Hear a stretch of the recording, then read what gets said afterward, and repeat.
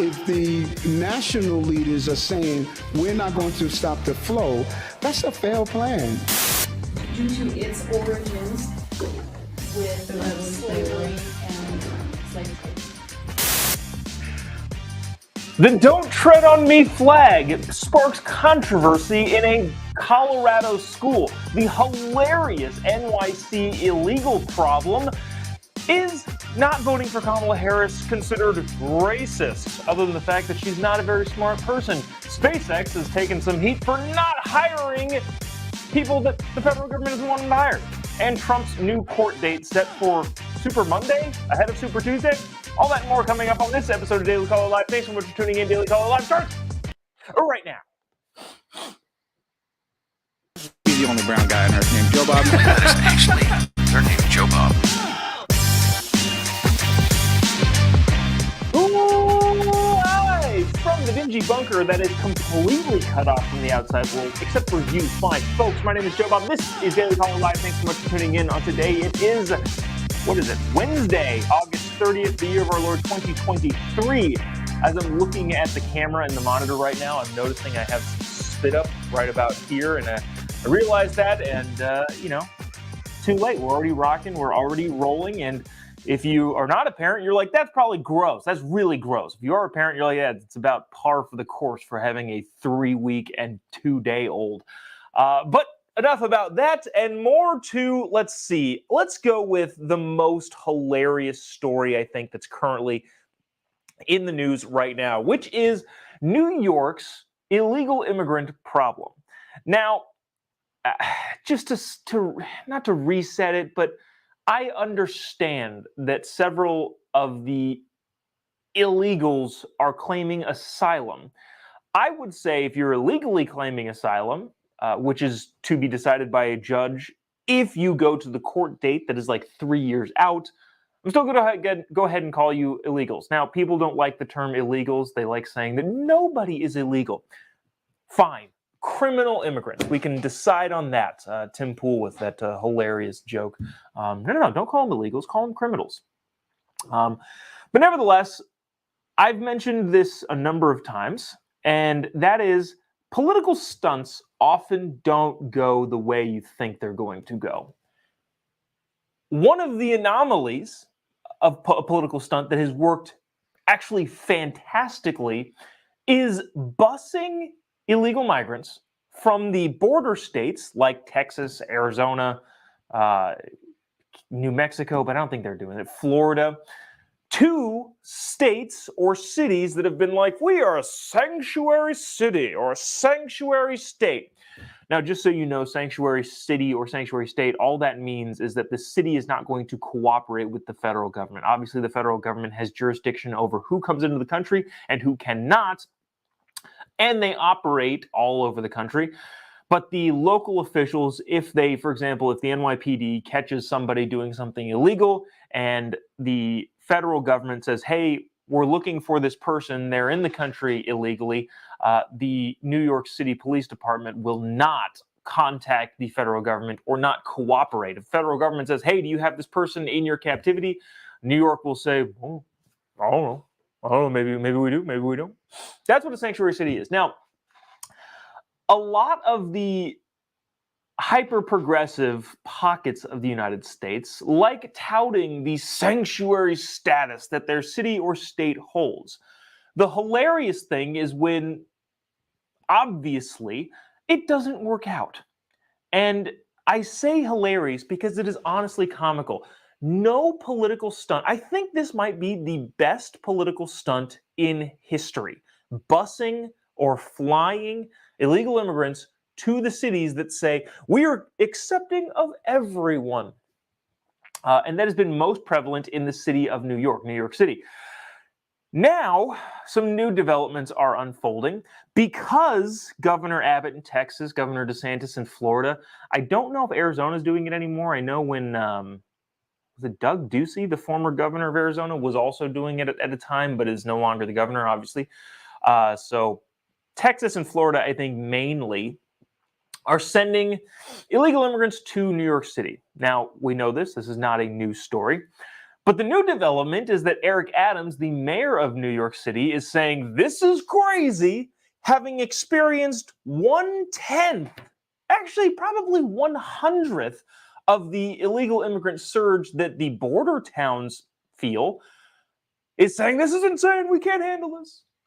And is now also, the New York City mayor is now attempting to bus illegal immigrants around the state. Now, the governor of that state, who also claims to be a sanctuary state proponent, Kathy Hochul, is saying, no, New York City, you can't do that. To which Eric Adams and the governor of New York are now fighting, which both of them fighting are now turning their attention to the federal government, saying, we're only fighting to try and solve a problem that you guys aren't taking care of. The federal government, on the other hand, actually, we'll get to that part, because now the federal government, Alejandro Mayorkas, the putz who is not doing anything to stop the surge at the border, lashed back at the criticism faced their direction. So it is a trifecta of insanity based on something that everybody with a rational brain and eyeballs could see. Can you imagine that?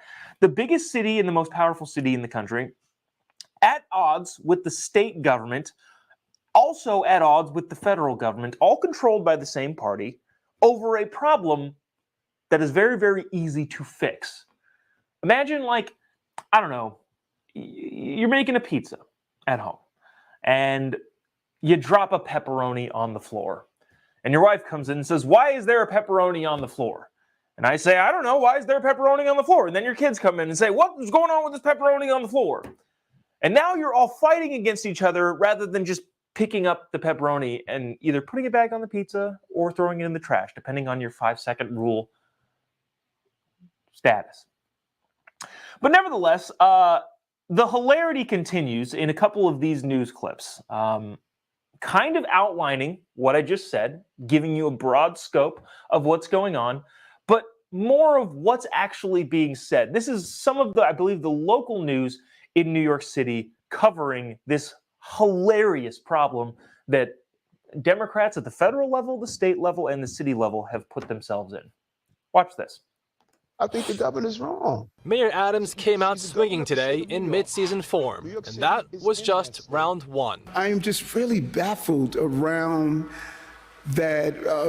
Very smart people believe that this is sustainable for New York City. His first comments at a fireside chat at the New York Law School about Governor Hochul refusing to force other counties to take in asylum seekers. Then later at City Hall, the cracks in their partnership apparently deepening. The Department of Homeland Security yesterday offered 11 federal sites, many outside the city, to potentially house migrants. Okay, so they're saying, basically what I just said, they're saying, this is not sustainable, which it isn't. But they're saying, well, we're going to go house immigrants outside of the city, to which the governor responded saying this. This was Governor Hochul last week on housing migrants upstate. The city of New York and a coalition for the homeless signed an agreement that the city would provide shelter to anyone who seeks it. This is an agreement that does not apply to the state's other 57 counties, which is one of the reasons we cannot and will not force other parts of our state to shelter migrants. If the national leaders are saying we're not going to stop the flow, that's a failed plan. And if the state leaders are saying it must stay in New York City, that's a failed plan. When asked if he would go against the governor and send migrants upstate, the mayor made his intentions crystal clear. If I get permission from the federal government, we're going to use that. We are going to use any space that's available to take the pressure off of New York City residents. I just think this is such a hilarious thing. Again, knowing that we all predicted this. Now, there's a comment in the comment section that I will get to saying that literally says this. I'm going to read this verbatim. The border is secure and always has been. We will get to that in just a quick second because I obviously want to. But first, I got to read this.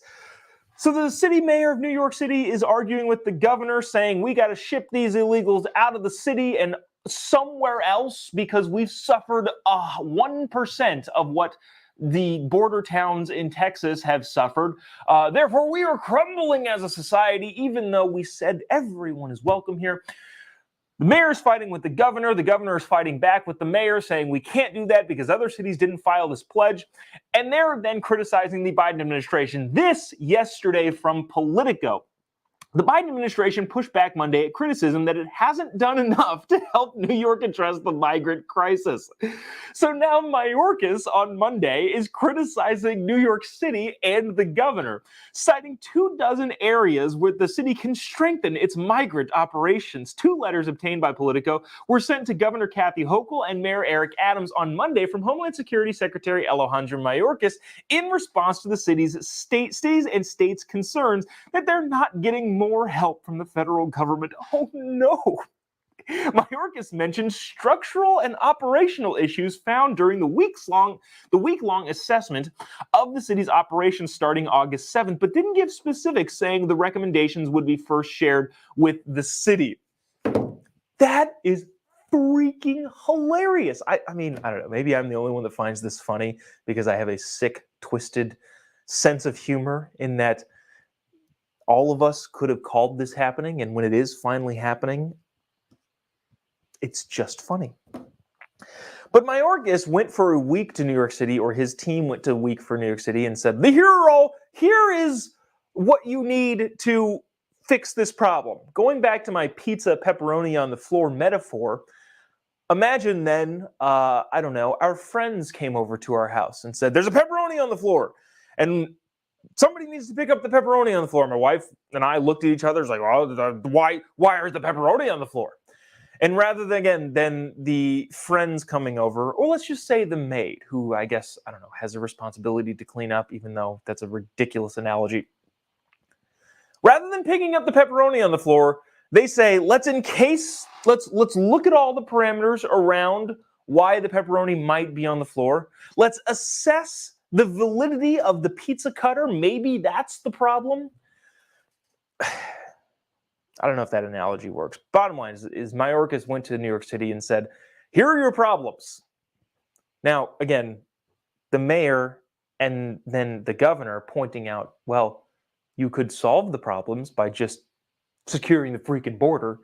Now there is a backlash from the federal government saying, well, you have, structural and operational problems with the way that you're handling these illegal immigrants.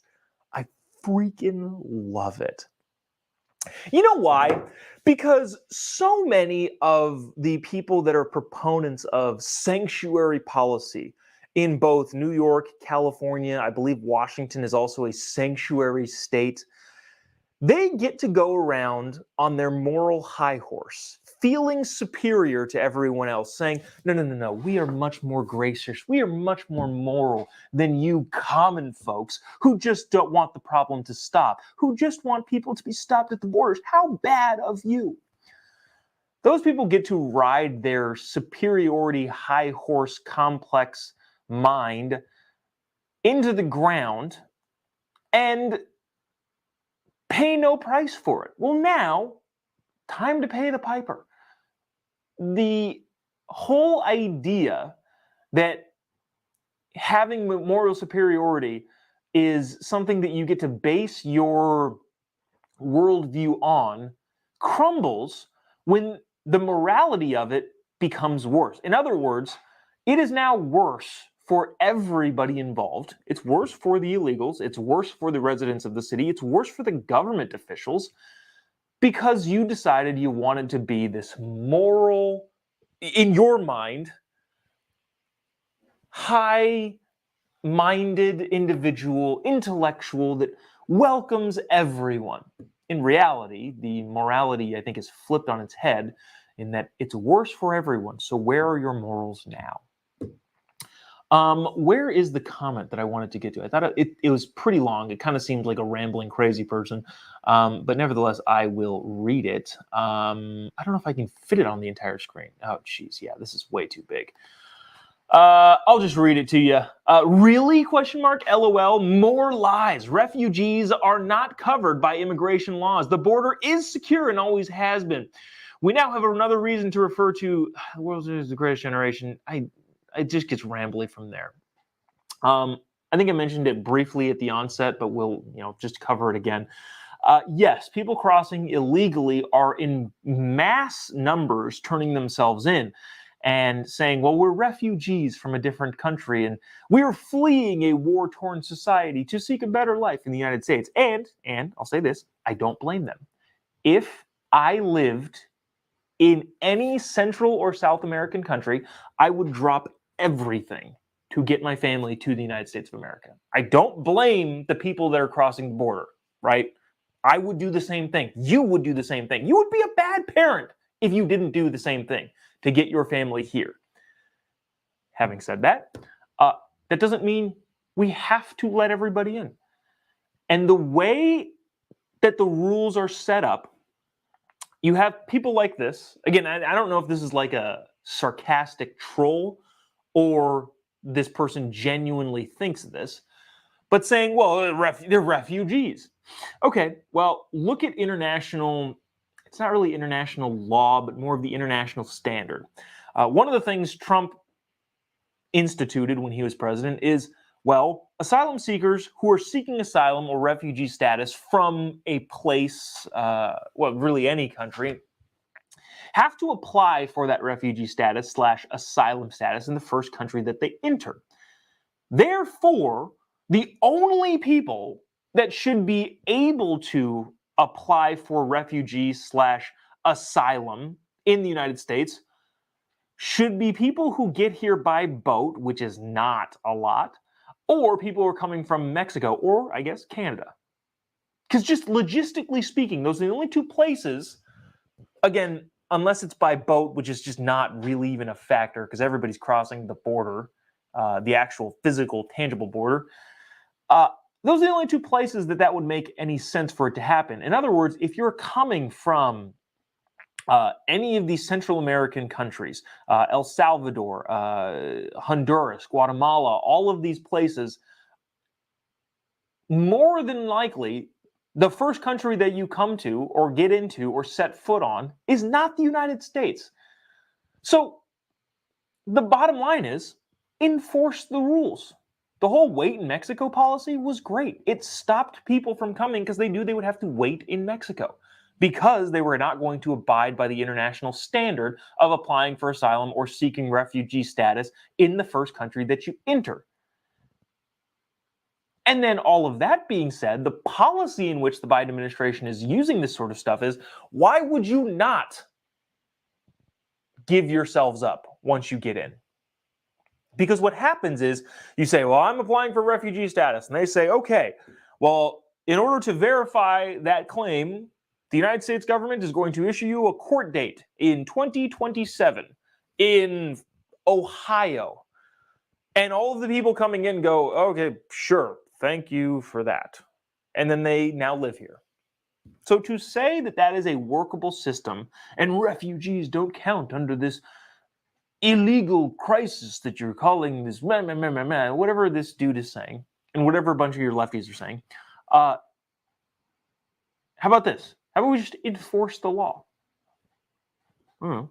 It doesn't seem like a crazy thing to do for me, but now maybe I'm just a lowly internet online streaming complainer.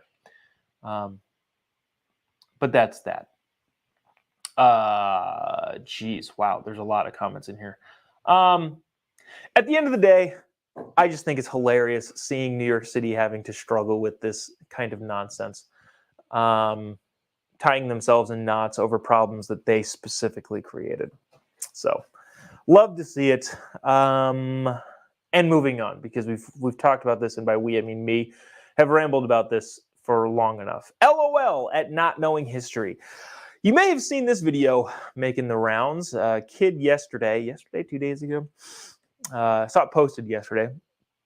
Kid in Colorado Springs, Colorado, was sent home and not allowed to wear a backpack because the backpack sported a dangerous symbol of hate.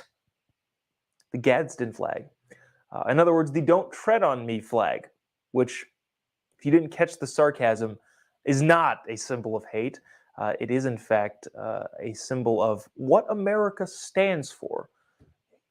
Get out of the way, tyrants, or else we will respond in ways tyrants should be responded to. I want you to watch this clip. This is long-ish. We're going to play a little bit of it, but this is the parents were smart enough, one, to know what their kid was doing and to have a reasonable argument against this administrator who doesn't appear to know what she's doing at all, and also had the wherewithal to record, which fascinating. There is an update on this story too, by the way, and good news on this story, but just so you know, that's coming in a second. But let's watch this together, and we'll stop and pause and finish it up as long or when when it feels appropriate. Check this out. Oh, thank you. Do they know what the Gadsden flag is? That it's a historical flag? So the reason that they do not want the flag, the reason we do not want the flag displayed. Just so okay, really quick. This is the only place you can actually. This is the backpack. This is the only frame. Boom, right there. See that little Gadsden flag? The small one in the lower right-hand corner. That's the only time you actually see it. So just so you know, that's what the kid is getting kicked out of school for. Check. The reason we do not want the flag displayed is due to its origins with slavery and slave trade. That is what was, that is the reasoning behind why we do not want it displayed. That's not true, by the way.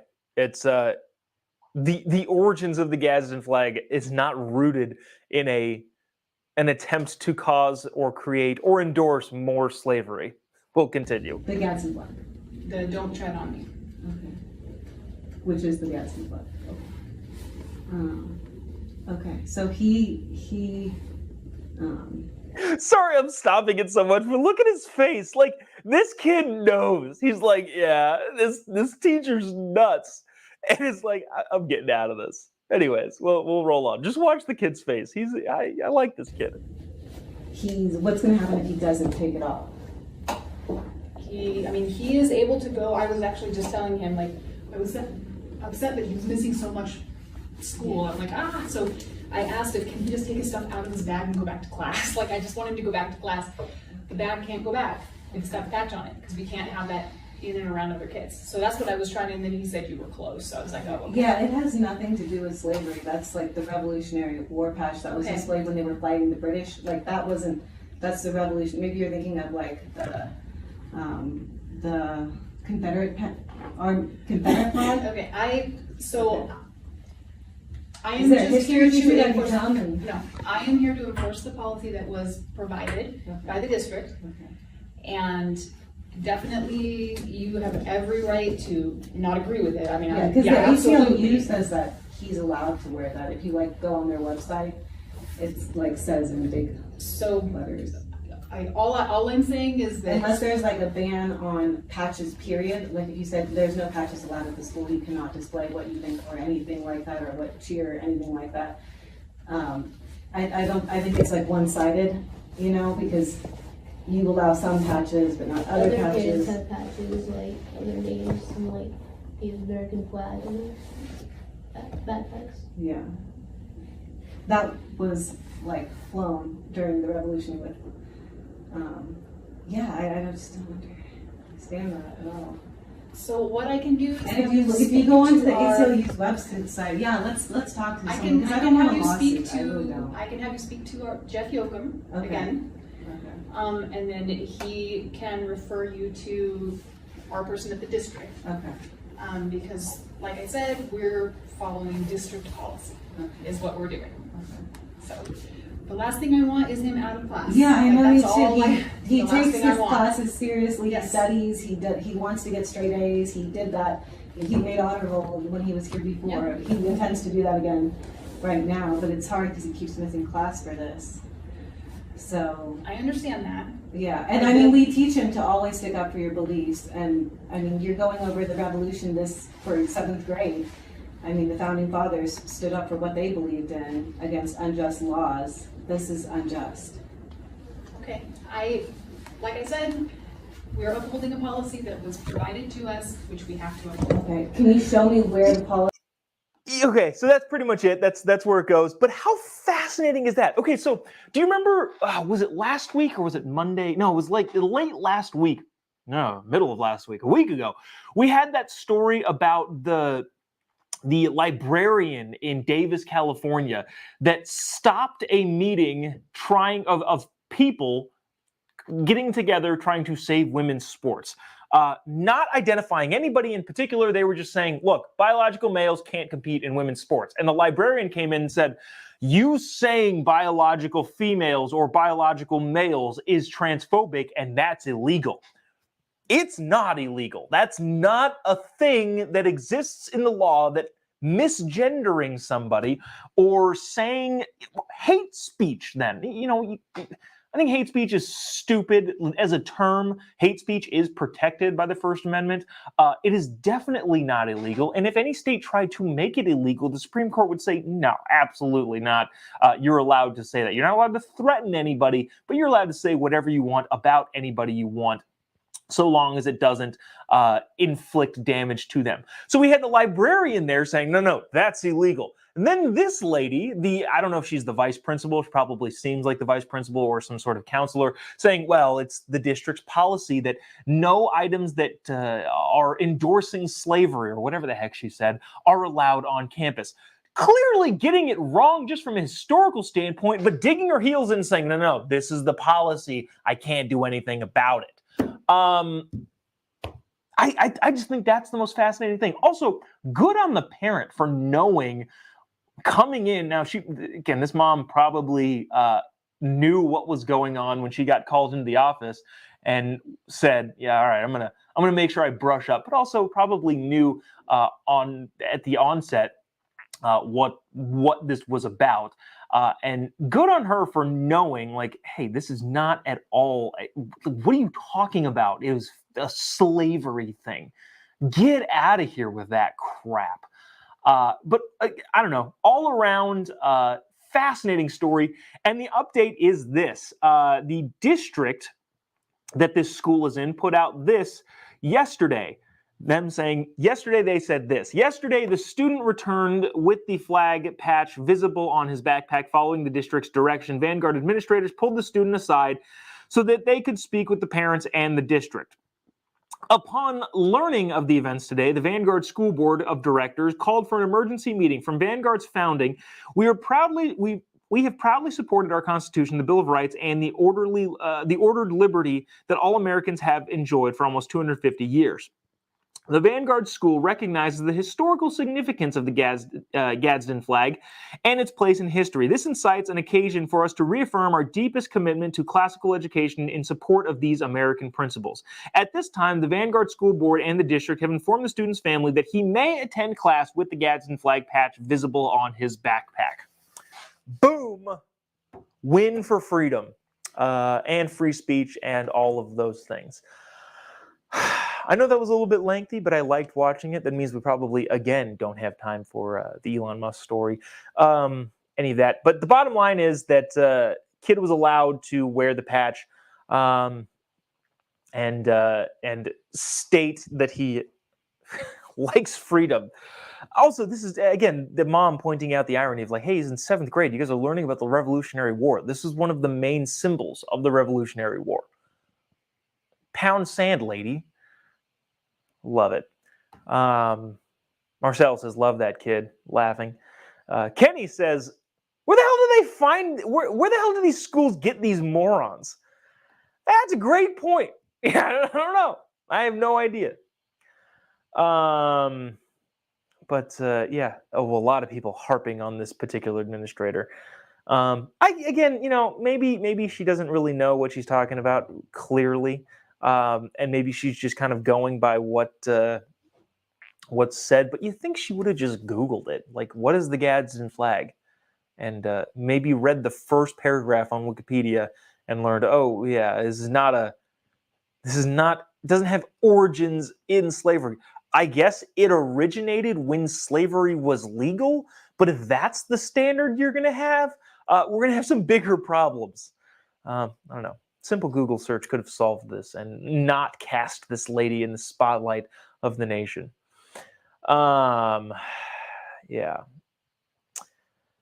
That's going to do it for us today. Appreciate you sticking around, tuning in. You know what? We'll get to this really quick. This is Super Tuesday. So this is all this is that one of the judges in one of the cases set a trial date for Donald Trump the Monday before Super Tuesday. I'm calling it the Super Monday trial. I'm not giving this full shrift because I don't think it's going to stand. I think it'll get moved back. I don't know.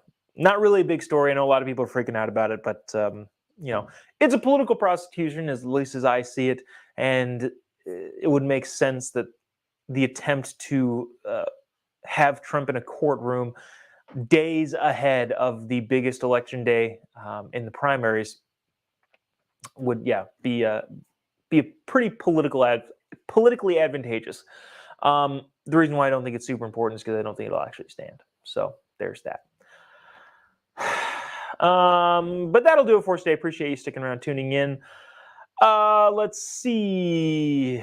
Getting some of the comments here, wrapping up. Jan says you should do a longer show. I should. We'll see. We'll chat with the higher ups of the Daily Caller, see what they think. Linda says, first time watcher, glad I came across your channel. Hey, appreciate it, Linda. And lots of comments like that, going back and forth. Really appreciate all of you who stick around and tune in each and every morning. Also, you can get this in podcast form on any of your podcast apps. Just type in JOBOB. Also on social media, you'll be able to find it pretty much anywhere. I am getting better at uploading the podcasts. I think I'm still like 2 days behind this week, but I'm working on it. I'm getting better at it. But other than that, the Fallbrook show is selling out quickly. So make sure you get your tickets if you're in the Fallbrook area. We are also going to Van Buren / Fort Smith, Arkansas, and Tulsa, Oklahoma, and Nashville, Tennessee, and Twin Falls, Idaho, not including all of the Turning Point tour dates. But all of those are announced. You can find them at anywhere you can find me on social media. You'll be able to find it. But that'll do it for us today. Appreciate you sticking around, tuning in. Sorry we didn't get to more, but we'll see if we can get to that tomorrow. See you tomorrow, same time, same place, probably. God bless America.